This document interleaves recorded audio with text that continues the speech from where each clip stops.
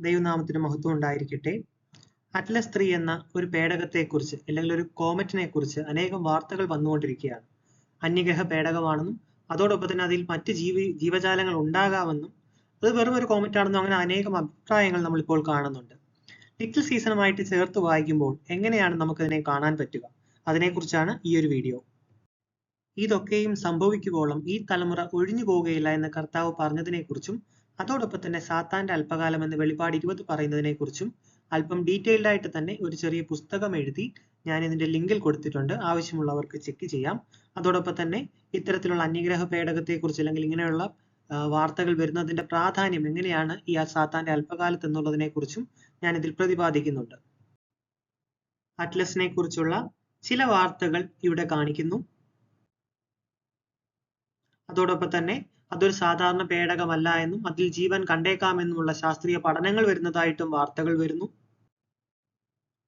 ഇതേ സമയം തന്നെ നാസ ഇൻഡെഫിനിറ്റ് ആയിട്ട് അല്ലെങ്കിൽ അതിന്റെ വെബ്സൈറ്റ് അടച്ചുപൂട്ടുന്നു എന്ന് പറഞ്ഞുള്ള വാർത്തകളും വരുന്നു. ഇവയൊക്കെയും പോയിന്റ് ചെയ്യുന്നത് അല്ലെങ്കിൽ എങ്ങോട്ടേക്കാണ് ഈ നയിക്കുന്നത് എന്നുള്ളതിനെ കുറിച്ചാണ് സാത്താന്റെ അല്പകാലം എന്ന് പറയുന്ന വെളിപാട് പറയുന്ന ആ ഒരു കാര്യത്തിന്റെ അടിസ്ഥാനത്തിൽ നമ്മൾ ചിന്തിക്കുന്നത്. ദൈവം ആകാശത്തെയും ഭൂമിയെയും സൃഷ്ടിച്ചതും അതോടൊപ്പം തന്നെ ആകാശവിധാനത്തെ സൃഷ്ടിച്ചതിനെ കുറിച്ചുമൊക്കെ ഡീറ്റെയിൽഡ് ആയിട്ട് തന്നെ വീഡിയോ ഞാൻ മുൻപ് ഇട്ടിട്ടുണ്ട്. അപ്പൊ തീർച്ചയായിട്ടും ആ വീഡിയോ കണ്ടവർക്കറിയാം അന്യഗ്രഹ പേടകം ഇല്ലെങ്കിൽ മറ്റ് ജീവജാലങ്ങൾ ഭൂമിയിലേക്ക് വരുന്നു എന്ന് പറയുന്നത് സത്യമല്ല എന്നുള്ളത്. അതൊരു ഏലിയൻ ഹോയാക്സ് ആണ്. അല്ലെങ്കിൽ ഹ്യൂമാനിറ്റിയെ തന്നെ ഒരു വൺ വേൾഡ് കൺട്രോളിലേക്ക് കൊണ്ടുവരാൻ വേണ്ടി അവസാനമായിട്ട് ഈ ഭൂമിയിലെ കൺട്രോൾ ചെയ്യുന്ന ഈവിൾ ഫോഴ്സസ് ഇറക്കുന്ന ഒരു അടവാണ് അല്ലെങ്കിൽ ഒരു ഏലിയൻ കാർഡ് ആണെന്നുള്ളതിനെ കുറിച്ച് മുൻപത്തെ വീഡിയോസിൽ പറഞ്ഞിട്ടുണ്ട്. അവസാനത്തെ ഗോഗ് മാഗോഗ് യുദ്ധത്തിൽ ദൈവത്തിനെതിരെ ലോക ജനതയെ അല്ലെങ്കിൽ ലോകത്തിലെ എല്ലാ സൈന്യത്തെയും ഒരുമിപ്പിക്കുവാൻ വേണ്ടി അല്ലെങ്കിൽ ഡിസീവ് ചെയ്യാൻ വേണ്ടിയുള്ള തന്ത്രമാണ് ഇത്തരത്തിലുള്ള ഏലിയൻ കഥകൾ. കഴിഞ്ഞ കുറെ കാലമായി ഇറങ്ങിയ സിനിമകളും നോവലുകളും ഒക്കെയും ഇതിന് സമാനമായി ആളുകളെ ചിന്തിപ്പിച്ചുകൊണ്ടിരിക്കുന്നു. അതായത് അന്യഗ്രഹ ജീവികൾ വരാം, അവർ മനുഷ്യരെ ആക്രമിക്കാം. ഇത്തരത്തിൽ ഉത്തരഗിരിയായ സിയോനെതിരെ സകല ജാതികളെയും അല്ലെങ്കിൽ ആർമീസിനെ, എല്ലാ രാജ്യത്തിന്റെയും ആർമികളെ തിരിക്കുക എന്നുള്ള ഉദ്ദേശത്തോടു കൂടിയാവണം സാത്താൻ ഇത്തരത്തിലുള്ള ഒരു ഏലിയൻ ഹോയാക്സ് ഇറക്കാൻ പോകുന്നത്. അല്ലെങ്കിൽ പ്രൊജക്ട് ബ്ലൂ ബീം അതോടൊപ്പം തന്നെ അനേകം ഹോളോഗ്രാം പരിപാടി വെച്ചിട്ട് ആകാശത്ത് ഇങ്ങനെ പേടകങ്ങൾ വരുന്നതായിട്ടും ഒക്കെയും കാണിക്കുവാനുള്ള സംവിധാനങ്ങൾ ഇന്ന് ശാസ്ത്രത്തിനുണ്ട്. ഇത്തരത്തിൽ മനുഷ്യരെ ആക്രമിക്കുവാൻ വേണ്ടി അന്യഗ്രഹ ജീവികൾ വരുന്നു അല്ലെങ്കിൽ അന്യഗ്രഹ പേടകങ്ങൾ വരുന്നു എന്ന് വരുത്തി തീർത്തുകൊണ്ട് അവരുദ്ദേശിക്കുന്നത് ദൈവത്തിന്റെ വിശുദ്ധ നഗരത്തിനെതിരെ എല്ലാ രാജ്യത്തിലെ ആർമിയെ കൊണ്ടും യുദ്ധത്തിനായിട്ട് പുറപ്പെടുക എന്നുള്ളതാണ്. ലാൻഡ് ഓഫ് ഈസസ് അല്ലെങ്കിൽ ഈശോയുടെ നഗരം അല്ലെങ്കിൽ ഈശോയുടെ ദേശം എന്നു പേരുള്ള ഒരു സ്ഥലത്തെ കുറിച്ച് അടുത്ത കാലത്തായി കൂടുതലായിട്ട് ഇൻഫർമേഷൻ വരുന്നു. ഒരുപക്ഷെ ഇന്നത്തെ ലോകം അത് ഒളിപ്പിച്ചു വെച്ചിട്ടും ആ ഒരു സമയത്തേക്ക് അല്ലെങ്കിൽ ഈ ഒരു കാലഘട്ടത്തിലേക്ക് ഇതിന്റെ വാർത്തകൾ കൂടുതലായിട്ട് വരുന്നത് നമുക്ക് കാണുവാനായിട്ട് പറ്റും.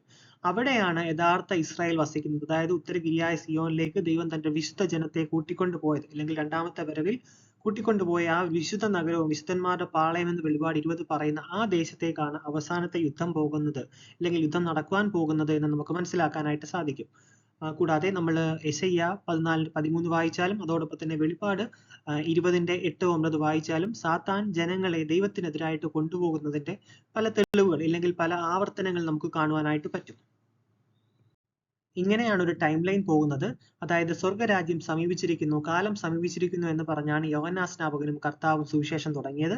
അതോടൊപ്പം തന്നെ ആ തലമുറയിൽ തന്നെ തിരിച്ചു വരുമെന്നുള്ളത് വെളിപാട് വായിച്ചാൽ അതോടൊപ്പം തന്നെ സുവിശേഷങ്ങൾ വായിച്ചാൽ വ്യക്തമായിട്ട് പറയുന്നുണ്ട്. എന്നാൽ ഏത് നാഴിക അല്ലെങ്കിൽ ഏത് ദിവസം വരുമെന്നുള്ളത് പിതാവിന് മാത്രമേ അറിയാവൂ എന്ന് കർത്താവ് പറഞ്ഞത് സക്രിയ പ്രവചനത്തിന്റെ നിവർത്തിയാണ്. അതായത് ആ തലമുറയിൽ തന്നെ കൃത്യ ദിവസവും മണിക്കൂറും അല്ലെങ്കിൽ നാഴികയും പറയുന്നില്ല. അതോടൊപ്പം തന്നെ ദാനിയേൽ പ്രവചന പ്രകാരം തന്നെ അഭിഷക്തൻ ഛേദിക്കപ്പെടുന്നു. അത് കഴിഞ്ഞ് അഭിഷക്തനായ മശിയ തമ്പുരാൻ ഉയർക്കപ്പെടുന്നു. നമുക്ക് റോമൻസ് അതോടൊപ്പം തന്നെ കൊളോസിയൻസ് ഒക്കെ വായിച്ചാൽ സകല ജാതികളുടെയും ഇടയിൽ സുവിശേഷം പ്രസംഗിക്കപ്പെടുന്നതായിട്ട് കാണാൻ പറ്റും. അതോടൊപ്പം തന്നെ ജാതികൾ യഥാർത്ഥ ഇസ്രായേലിലേക്ക്, ദൈവത്തിന്റെ ഇസ്രായേലിലേക്ക് ചേരുന്നതായിട്ട് കാണാൻ പറ്റും. പത്രോസിന്റെ ലേഖനം വായിച്ചാൽ നഷ്ടപ്പെട്ട ജാതികൾ അല്ലെങ്കിൽ ലോസ്റ്റ് ട്രൈബ്സ്, നഷ്ടപ്പെട്ട ഗോത്രങ്ങളൊക്കെയും കർത്താവിലേക്ക് അല്ലെങ്കിൽ ഇടയവന്റെ അടുക്കിലേക്ക് തിരിച്ചു വരുന്നത് കാണുവാനായിട്ട് പറ്റും.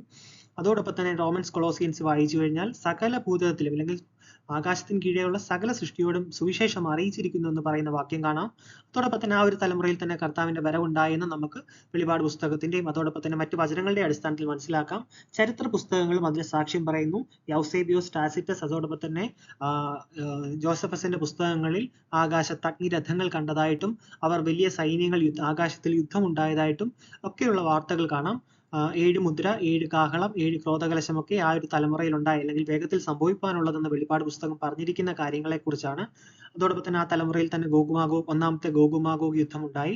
അതിനുശേഷം സാത്താനെ 1000 വർഷത്തേക്ക് ചങ്ങലക്കിടുന്നു എന്ന് വെളിപാട് 20 വായിച്ചാൽ മനസ്സിലാക്കാം. ആ 1000 വർഷക്കാലമാണ് കർത്താവ് ഭൂമിയെ ഭരിക്കുന്നത്, തന്റെ വിശുദ്ധന്മാരോടുകൂടി ഭൂമിയെ ഭരിക്കുന്നത്. ആദിമ തലമുറയിൽ അത്രയും അല്ലെങ്കിൽ ആ ഒരു തലമുറയിലെ വിശുദ്ധന്മാർ അനുഭവിച്ച അത്രയും വലിയൊരു പീഡ അതിന് മുൻപോ അതിന് ശേഷമോ ഉണ്ടാകുകയില്ല എന്ന് കർത്താവ് പറഞ്ഞിട്ടുണ്ട്. അതുകൊണ്ട് തന്നെ ആ 1000 വർഷം കർത്താവിനോട് കൂടെ ഭരിക്കുവാനുള്ള അവസരം ആ ഒരു തലമുറയിലെ കർത്താവെ പ്രതി മരിച്ച വിശുദ്ധന്മാർക്കും അതോടൊപ്പം തന്നെ ആ സെയിൻസിനും അവസരം കിട്ടി എന്നുള്ളത് നമുക്ക് മനസ്സിലാക്കാനായിട്ട് പറ്റും. വെളിപാട് 21, 22 പറയുന്നത് ഈ ഒരു 1000 വർഷ കാലഘട്ടത്തിലെ പുതിയ യെരുശലേമിന്റെയും അതോടൊപ്പം തന്നെ പുറത്തുള്ള ജാതികളുടെയും കാര്യങ്ങളാണെന്നാണ് ഞാൻ മനസ്സിലാക്കുന്നത്. അപ്രകാരം വെളിപാട് 1 മുതൽ 22 വരെയുള്ള എല്ലാ കാര്യങ്ങളും സംഭവിച്ചു. അന്ന് ഒരു ന്യായവിധിയും നടന്നു. എന്നാൽ അന്ത്യന്യായവിധി, അതായത് മരണത്തെ എന്നേക്കുമായി തീപ്പൊയ്കയിൽ തള്ളിയിടുന്നത് വെളിപാട് 20ന്റെ ഒരു 11 തൊട്ട് 15 വരെയുള്ള ഭാഗം മാത്രമാണ്. ഗോഗുമാഗോഗ് യുദ്ധത്തിന് ശേഷം ഇനിയും സംഭവിക്കാനുള്ളത്. ഇനിയൊരു ഗോഗുമാഗോഗ് യുദ്ധം സംഭവിക്കാനുണ്ട്. അതായത് ഞാൻ മനസ്സിലാക്കുന്നത് സകല ജാതികളെയും സാത്താൻ കൂട്ടിവരുത്തി ദൈവത്തിന്റെ പ്രിയ നഗരത്തിനും വിശുദ്ധന്മാരുടെ പാളയത്തിനും എതിരെ യുദ്ധത്തിന് പോകും. അപ്പോൾ ആകാശത്ത് നിന്ന് തീ വീഴും. അതിനുശേഷം അന്ത്യന്യായവിധിയാണ്.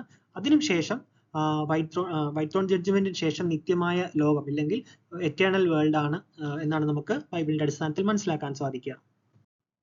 7000 വർഷത്തിന് ശേഷം എങ്ങനെ ആയിരിക്കും എന്നുള്ളതിനെ കുറിച്ച് ഹാനോക്കിന്റെ 2ാമത്തെ പുസ്തകം പറയുന്നുണ്ട്. എന്റെ പ്രവൃത്തിക്ക് ശേഷം ആദ്യം സൃഷ്ടിക്കപ്പെട്ടത് 8ാം ദിവസമായിരിക്കണമെന്നും ആദ്യത്തെ 7000 വർഷങ്ങളുടെ രൂപത്തിൽ കറങ്ങണമെന്നും 8000ന്റെ തുടക്കത്തിൽ വർഷങ്ങളോ മാസങ്ങളോ ആഴ്ചകളോ ദിവസങ്ങളോ മണിക്കൂറുകളോ ഇല്ലാതെ എണ്ണമില്ലാത്ത അനന്തമായ ഒരു കാലം ഉണ്ടായിരിക്കണമെന്നും ഞാൻ 8ാം ദിവസത്തെ നിശ്ചയിച്ചു.